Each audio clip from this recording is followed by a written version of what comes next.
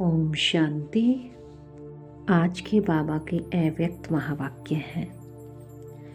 बाबा कहते हैं, सेवा करते डबल लाइट स्थिति द्वारा फरिश्तेपन की अवस्था में रहो, अशरीरी बनने का अभ्यास करो। बाबा कहते हैं, सच्ची सेवा कौन कर सकता है? जो डबल लाइट फरिश्ता होगा, जो हर सेवा को करते हुए सदा सेवा के फल से न्यारा और बाप का प्यारा होगा, सदा हल्का होगा। अपनी हर सेवा को चेक करना है कि हम सेवा दिखावे के लिए कर रहे हैं या हम भगवान की सच्ची सेवा कर रहे हैं। क्योंकि सच्ची सेवा वो ही कर सकता है जो हर सेवा में, हर कर्म में सदा हल्का होगा। और हल्कापन कहाँ से आता है? बाबा को याद करने से। यानी हर कर्म में कर्म और योग ऐड हो।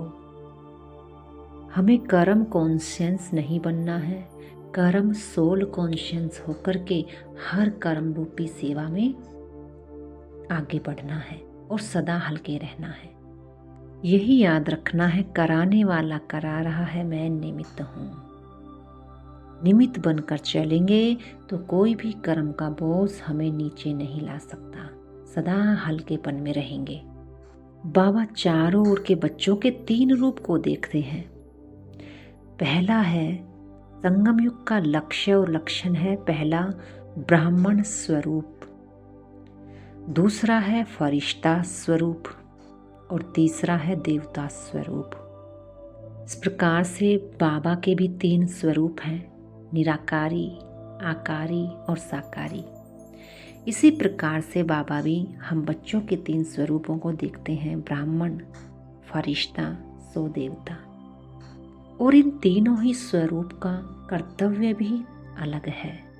जिस प्रकार बाबा अपने तीनों स्वरूपों का कौन सा कर्तव्य बताते हैं, निराकारी स्वरूप से पालना का, बाप का, और आकारी स्वरूप से पढ़ाई, आकारी स्वरूप से वरदानों का यानी सतगुरु का, और साकारी स्वरूप से टीचर का, पढ़ाई का। बाबा के रूप हमें देखने को मिलते हैं, साकारी, आकारी, निराकारी, यानी बाप, टीचर और सतगुरु। ये तीनों ही रूप से बाबा हम बच्चों को भी देखते हैं कि बच्चे, तुम ब्राह्मण कहाँ तक बने हो, और तुम ब्राह्मण बने हो तो फरिश्ता कहाँ तक बने हो, और फिर तुम देवता कहाँ तक बने हो।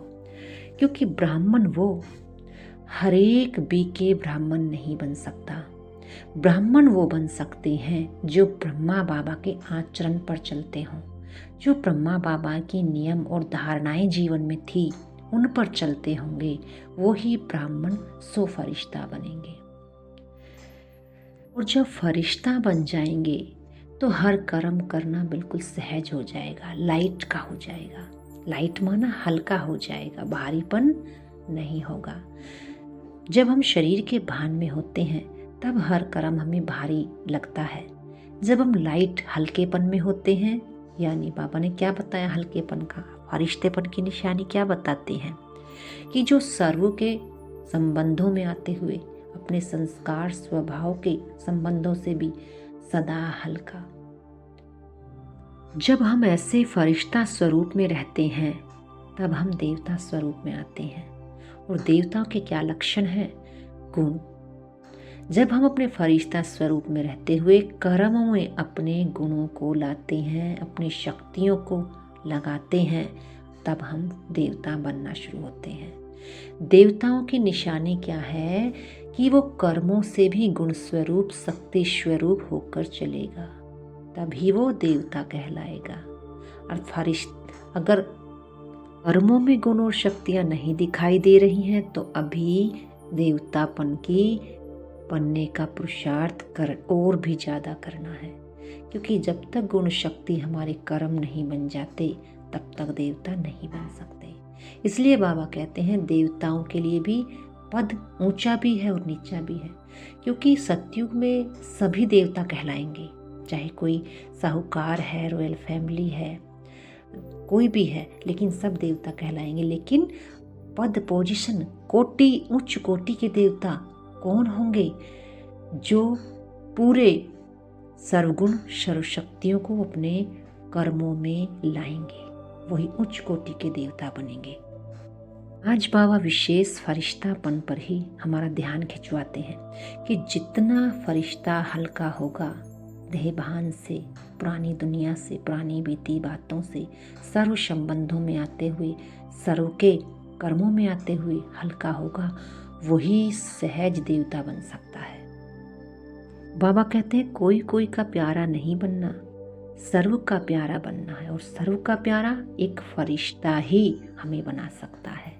फरिश्ता स्वरूप ही हमें देवता बना सकता है। जैसे दादी का स्लोगन था कि कर्मातीत बनना है, क्योंकि देवता बनने के लिए पहली सीढ़ी, पहला लक्ष्य कर्मातीत का होता है। कर्म करते हुए उससे न्यारे हो जाना। जब हम उससे हल्के हो जाते हैं तभी हम देवता गुण कर्मों में लाते हैं। तो हमें देवता बनना है, इसमें हम सब हाथ उठाते हैं, लेकिन ये लक्ष्य तो है ही मनुष्य से देवता बनना। लेकिन उस लक्ष्य के बीच में जितने भी पड़ाव आते हैं, छोटे छोटे जो लक्ष्य होते हैं, ऐश्वर्यपन, कर्मातीत अवस्था, संतुष्ट रहना, सुख देना, ये सब छोटे छोटे लक्ष्य हैं जिन्हें हमें पार करके देवता बनना है। तो हमें अपने जीवन में ये देखना है कि हमने इन लक्ष्यों को कितना अपने जीवन में लाया है। क्या मैं हर कर्म में संतुष्ट रह पाती हूँ? क्या मैं सबको सुख दे पाती हूँ? ये छोटे छोटे लक्ष्य को जब हम अपने जीवन में लाएंगे तभी हम देवता बनेंगे। इसलिए बाबा कहते बच्चे अपने जीवन में लक्ष्य लाओ, लक्ष्य पक्का करो कि लक्ष्य तो सबका देवता बनना है ही है, लेकिन लक्ष्य के लक्षण दिखाई दें कि कहाँ तक मैं देवता बनी हूँ। बाबा कहते हैं कि मम्मा के लिए भी कह देते हैं कि वो तो जगत अम्बा थी ना, इसलिए वो आगे गई। बाबा के लिए भी कह देते हैं कि बाबा में शिव बाबा आया इसलिए वो इतने आगे गए। लेकिन दादियों के लिए नहीं कह सकते कि दादियों से पुरुषार्थ पूछते, वह सुनते थे तो वो सदा क्या कहती? कर्मातीत बनना है, अब घर जाना है। ये दादियों के स्लोगन्स थे, निमित्त बन निर्माण बनना है। क्योंकि दादियों को पता था जब हम हर सेवा को निमित्त बनकर करेंगे तो हम देवता बनेंगे। क्योंकि देवता बनने के लिए छोटे छोटे लक्ष्य को अपने जीवन में लाना होता है। वो इन लक्ष्य को ही बार बार दोहराती थी कि कर्मातीत बनना है, कर्म से न्यारे होकर के चलोगे तो देवता बनोगे। बार बार सबको याद दिलाती थी। तो दादियों का भी यही पुरुषार्थ था। अब हमें कहते हैं चाहे कोई लास्ट आया हो, चाहे कोई फर्स्ट आया हो, लेकिन पढ़ाई सबके लिए सेम है। जो समय को खराब नहीं करेगा वो आगे जाएगा। उसके लिए टू लेट का बोर्ड नहीं है। यानी जिसने समय को सफल करके पुरुषार्थ किया है वो आगे जाएगा। इसलिए लास्ट तो फास्ट का चांस है। वह कहते हैं फरिश्ता अर्थात डबल लाइट, यानी स्वराज अधिकारी। कोई भी कर्मेंद्रियां उसको अपने वश नहीं कर सकती। वो हर एक कर्मेंद्रियों को, यानी हर एक कर्मेंद्रियों से कर्म करते हुए हल्का होगा। जिस प्रकार से ब्रह्मा बाबा अंतिम समय ब्रह्मा बाबा की फरिश्ता स्थिति कैसे बच्चों को देखने में आती थी कि बच्चे जाते थे अपने सवालों को लेकर के बाबा से इस बात को बताएंगे, इस बात को पूछेंगे। जब बाबा के सामने जाते थे तो बाबा की अव्यक्त स्थिति को देखते हुए वो भी अपने सवालों को भूल जाते थे, उसी स्थिति में स्थित हो जाते थे। तो बाबा हमें समझाते हैं अव्यक्त स्थिति का सही अर्थ यही है कि दूसरा अपनी परेशानी लेकर के तुम्हारे पास आए और वो भी अपनी परेशानी को भूल जाए, आपकी स्थिति को देखकर उसकी स्थिति बन जाए। उसी को कहते हैं फरिश्ता। क्या हम अपने अपने लिए फरिश्ता बने हैं या दूसरों को भी ऐसा बना सकते हैं? ऐसा फरिश्ता स्टेज हमारी है। हमें फरिश्ता स्टेज अपनी फर्स्ट लेवल तक ले जानी है। कि मैं केवल अपने लिए फरिश्ता बनी हूँ या दूसरे भी मुझे देख करके अपनी समस्याओं को, अपनी बीमारियों को, अपनी बातों को आकर मेरे सामने भूल जाते हैं। ये वाला फरिश्ता स्वरूप ही देवता स्वरूप तक ले जाएगा। बाबा कहते हैं अशरीरीपन कहाँ से ज़्यादा आता है? वायुमंडल से, क्योंकि मधुबन में वायुमंडल हम बच्चों को मिलता है, इसलिए वहाँ पर हमें अशरीरी सहज हो जाते हैं। लेकिन वायुमंडल बनता कैसे है? हमारे ही वाइब्रेशन से, हमारे ही सोचने की शक्ति से। तो हमें वहाँ वायुमंडल मिलता है, लेकिन जहाँ हम समर्पित है ज़्यादा समय के लिए, चाहे कोई घरों में है, चाहे सेंटर्स पर है, चाहे कोई ऑफिस में है, हमें अपने वहाँ पर अपने वाइब्रेशन से अपने वायुमंडल को बनाना है, ताकि हमारा बहुत समय फरिश्तापन में ही जाए। बाबा कहते फरिश्ता स्थिति तुम्हारी बहुत काल की होनी चाहिए, बहुत समय की, कुछ समय की नहीं कि मधुबन में जाते हैं तो फरिश्ता स्थिति हो जाती है। लेकिन तुम जहाँ कर्म क्षेत्र पर होते हो वहाँ तुम्हारी फरिश्ता स्थिति दिखाई देवे। हमारी पावरफुल स्थिति या श्रेष्ठ स्थिति किस पर आधारित है? हमारे सोच पर, हमारे भाव पर, कि हमारे अंदर उठने वाले भाव, आने वाली सोच कैसी है, वही हमारी स्थिति को बनाती है, वही हमारी वायुमंडल को तय करती है कि हमारे आसपास का वायुमंडल कैसा है। और बाबा कहते हैं जिसका वायुमंडल अच्छा होगा उसके पास माया आ भी नहीं सकती। माया आएगी और दूर से ही चली जाएगी। बाबा कहते हैं कई बच्चे कहते हैं कि हम तो हल्के ही रहते हैं, लेकिन हमको दूसरे जब जानते नहीं हैं। लेकिन ऐसे डबल लाइट फरिश्ता, तो डबल लाइट की लाइट क्या छिप सकती है? बाबा कहते हैं जब तुम हल्के हो तो तुम्हारे कर्मों के द्वारा भी हल्कापन दिखाई देगा, क्योंकि लाइट कभी भी छिप नहीं सकती। बाबा कहते हैं जैसे स्थूल लाइट भी तुम जलाते हो तो छिप नहीं सकती, उजाले में भी वो दिखती है। इसी प्रकार रूहानी लाइट, आत्मिक लाइट छिप नहीं सकती, तुम्हारे कर्मों में वो दिखाई देगी।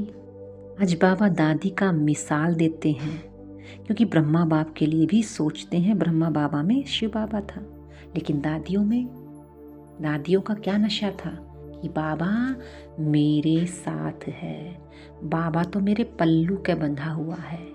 दादी जानकी कहती थी बाबा मेरी मुट्ठी में है। दादी प्रकाशमणि कहती थी बाबा तो मेरे पल्लू पर बंधा हुआ है। इतना नशा था उन्हें। इतने बड़े संगठन के बीच भी रहते हुए दादियों ने यज्ञ को इतने आगे ले गए कि संगठन को चलाने के लिए एकता की शक्ति की आवश्यकता होती है, विश्वास और एकता।